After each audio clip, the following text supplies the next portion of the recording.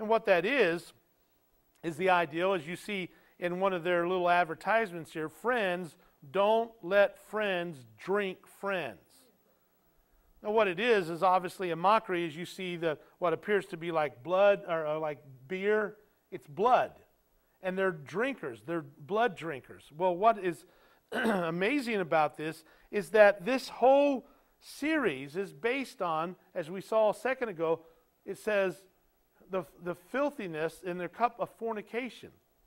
Most vampires' stories involve strong, deviant sexual themes involving all forms of sexual immorality. Normally, the female vampires are shown as very aggressive sexually, are revealing voluptuous bodies and unending lust. The same is true with male vampires, always looking lustfully at the flesh of another victim to indulge their animalistic urges.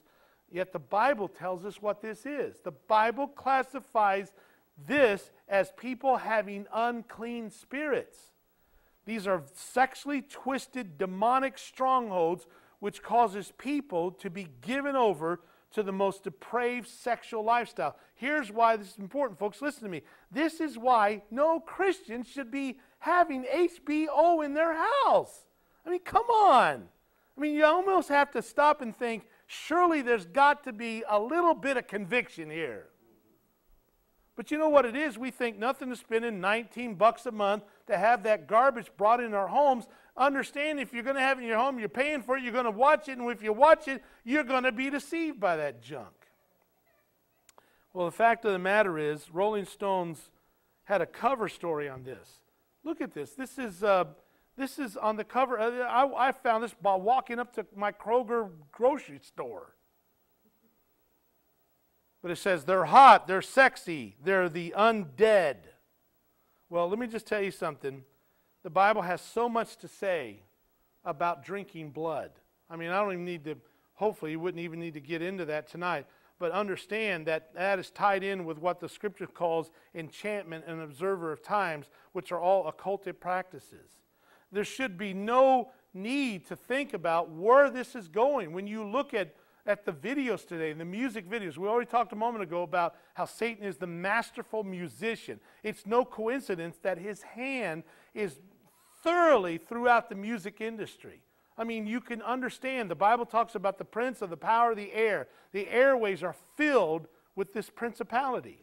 When you look at Christina Aguilera's video called Not Myself Tonight, where she's actually, it's not good enough for them to act their way and go through their perversion on platforms. Now they want to do it right in church. And you can see in the background as it shows the stained glass windows, and one on the right there of Jesus holding the little lamb, as they're involved in an orgy in a church. You got to stop and think, folks. Do you have to be spiritually in tune to understand what's behind that? But Christina Aguilera is just one of many. Lady Gaga, I always like to call her, she's not a lady at all, but I like to call her Gag A. Okay, because the stuff she does is outrageously blasphemous and twisted sexually. But you know what? She's one of the hottest items in the music industry. You can say Lady Gaga anywhere in the United States, and they will immediately, people know who you're talking about. And it's no coincidence that in many of her videos, she incorporates blood. She'll pour blood all over. She'll just be drenched in blood. But you know, there is a reason for that. And you got to understand, it's leading to a particular direction. See, our children today, folks, have been raised on this because, sad to say, my people are destroyed for lack of knowledge. But because we've rejected knowledge, now our children are being affected by it. Now today, we have in our homes the spirit of Antichrist that's entertaining our children. I mean, you could not believe how deep this gets. But I want you to listen to this, and this will be my last video. This is actually a series that's being played on television.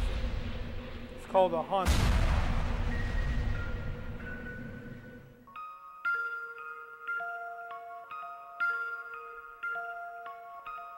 By the way, I think this is on Animal from time to time Planet. that make you think maybe you're going kind of crazy.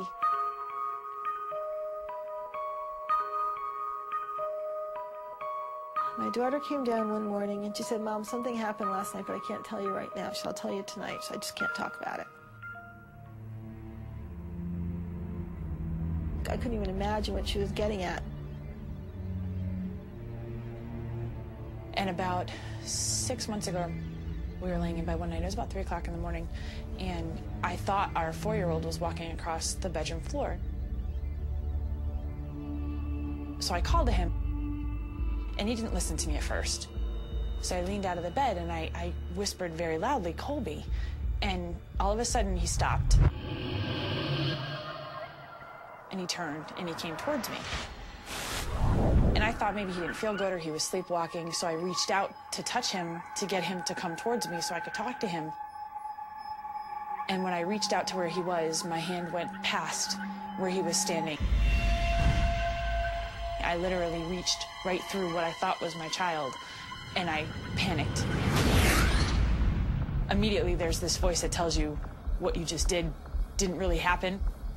And your mind is really trying hard to explain what it was that you just saw and what you just did. And I laid there for the better part of an hour trying to figure out what was going on.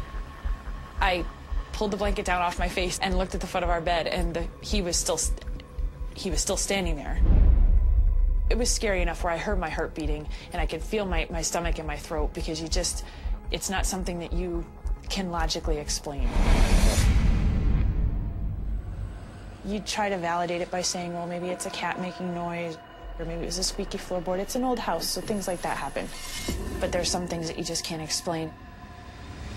Knowing in my head that it was my son and then realizing that it wasn't was a very difficult thing to swallow, and that was what made me a believer. I wasn't a believer until that happened. To see it firsthand, to be in my face, without a doubt, there's no way to explain it any other way. I know that I wasn't asleep. I wasn't even tired. It was there. What's happening, folks, is that now these entities are looked at in a favorable light. People are being taught now that these are the dead who lived in that home prior that's coming, and they just need to be understood, and somebody needs to feel sorry for them and try to talk to them and communicate with them, that help them to understand that they're dead. Folks, this is growing in leaps and bounds in our day. Keep in mind what we've said tonight, and this is part one. We'll get into the interesting stuff tomorrow, but I want to say that what you see tonight is the Spirit. What you see the Spirit leading to is absolutely mind-boggling. Because what is going on here is people are opening their homes up to this stuff. There was video games are truly one of the most popular things among young people today, whereas in times past, sometimes it was music and stuff, but now it seems that most young people are very involved in video games, especially the boys.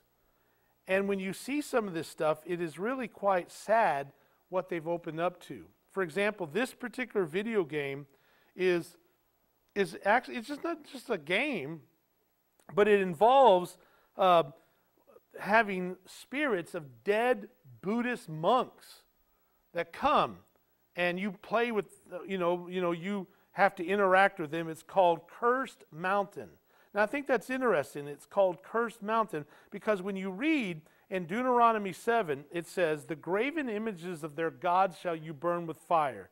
Thou shalt not desire the silver, the gold that is on them, nor take it unto thee." In other words, don't have it in your house. Don't have it on your being. Don't take it unto thee. Listen now, lest thou be snared therein, for it is an abomination to the Lord. The word snared means you will be trapped by it. Snared, caught in a trap, cursed. It's an abomination, something that's detestable to God.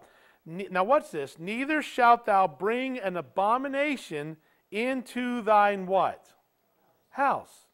Lest thou be a cursed thing like it. But thou shalt utterly detest it, thou shalt utterly abhor it, for it is a cursed thing." Now,